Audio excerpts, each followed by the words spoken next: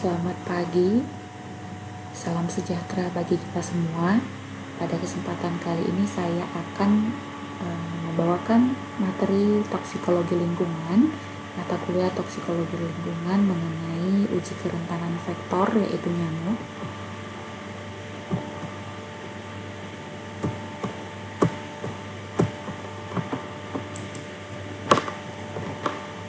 Untuk pertemuan pertama ini materinya adalah uji kerentanan vektor. Yang pertama saya akan menjelaskan mengenai materi praktikum, lalu yang kedua dasar teorinya, yang ketiga prosedur kerja, dan yang terakhir hasil dan pembahasan. Nah, ini adalah tim mata kuliah. Dosen pengampu yaitu Ibu Farha Asagaf, SKM MKes, lalu Bapak Rahwan Ahmad, SKM MKes, lalu saya Mai Fitriana, SKM. Lanjut ke lembar kerja praktikum 1, uji kerentanan vektor, uji kerentanan nyamuk. Materi praktikum, dasar teori, prosedur kerja yang terdiri dari alat, bahan, dan cara kerja. Lalu hasil dan pembahasan, terakhir adalah kesimpulan. Baiklah, masuk kepada materi, yaitu uji standar WHO atau WHO Susceptibility Test. Uji kerentanan vektor terhadap insektisida adalah suatu upaya pemeriksaan laboratorium untuk menentukan apakah suatu populasi nyamuk vektor telah resisten terhadap insektisida tertentu. Uji ini dapat dilakukan pada stadium larva atau jentik dan dewasa. Sampai saat ini beberapa cara uji telah lazim digunakan oleh kalangan industri, pemerintah, dan lembaga swasta. Insektisida yang diuji lebih diprioritaskan pada insektisida yang sedang dipakai oleh program pengendalian vektor dan insektisida cadangan yang akan dipakai oleh program bila terbukti resistensi pada insektisida yang ada. Prioritas penentuan lokasi uji resistensi berdasar data epidemiologi penyakit malaria atau arbovirosis dengan berkoordinasi antara program malaria, arbovirosis dengan program vektor dan binatang pembawa penyakit. Kita sampai kepada prosedur kerjanya, uji standar WHO.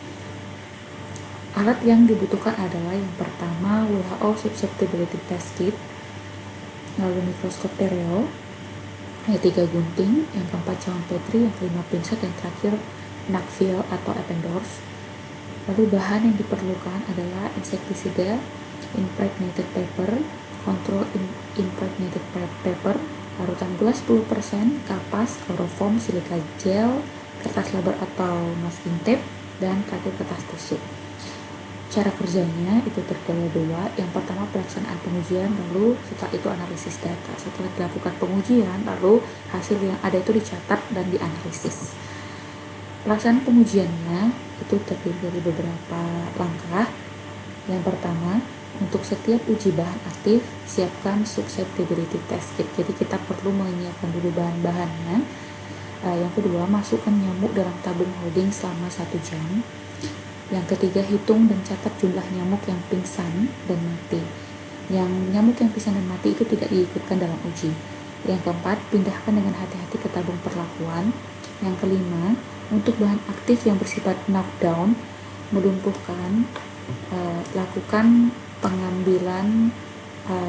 pengamatan jumlah nyamuk setiap 50, 10, 15, 20, 30, dan 60 menit. Lalu, yang keenam, posisi tabung vertikal. Yang ketujuh, lama perlakuan sesuai jenis insektisida yang digunakan. Lalu yang kedelapan, setelah selesai tahapan pajanan, pindahkan kembali ke tabung holding, diamkan selama 24 jam. Jadi ini harus didiamkan selama 24 jam.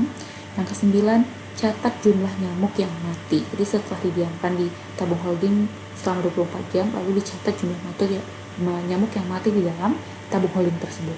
Lalu yang terakhir, catat di formulir yang sudah disediakan. Jadi nanti akan ada formulir yang disediakan untuk mencatat jumlah nyamuk yang mati ya. Lanjut, hasil pengamatan dicatat dalam form. Itu hasil analisis datanya. Hasil pengamatan dicatat dalam form. Yang kedua, nyamuk yang survive atau yang masih hidup setelah uji selesai dimatikan dengan cara dimasukkan ke dalam freezer dan disimpan secara individual dalam Nakvil atau Eppendorf. Yang ketiga, koreksi angka kematian nyamuk, diperiksa kembali maksudnya. Yang keempat, apabila persentase kematian nyamuk kontrol lebih dari 10%, maka pengujian ini dianggap gagal dan harus diulang lagi. Yang kelima, tentukan kriteria status kerentanannya. Penjelasan tadi mengenai koreksi angka kematian nyamuk, dihitung persentase kematian nyamuk uji dan kontrol. Bila persentase kematian nyamuk kontrol setelah pengamatan atau pemeliharaan 24 jam antara 3-10%, maka persentase kematian nyamuk uji dikoreksi dengan formula Abbott. Nah, ini ada formulasinya. Silakan baca kembali modul yang sudah saya share. Di situ sudah lengkap mengenai cara koreksi angka kematian nyamuk ya, mengenai formula Abbott. Lalu kriteria status kerentanannya menurut WHO tahun 2016, jika tadi sudah ada diketahui hasilnya maka dicatat, lalu ditentukan jika kematian nyamuk uji besar sama dengan 98%, maka dinyatakan rentan. Jika kematian nyamuk uji 90 sampai dengan kurang dari 98% adalah terduga resisten, sedangkan kematian di bawah 90% adalah resisten. Jika kematian itu di bawah 90% adalah resisten. Baiklah, itu saja yang dapat saya jelaskan untuk yang pertemuan pertama ini. Selanjutnya akan kita masuk pada pertemuan kedua, yang pastinya akan saya jelaskan kembali melalui video dan juga modul yang akan saya bagikan selanjutnya. Silakan dilakukan pengujiannya dan juga tugas-tugas segera dikerjakan dan dikumpulkan. Baiklah, selamat pagi. Salam sejahtera bagi kita semua. Semoga dalam keadaan sehat dan terus semangat.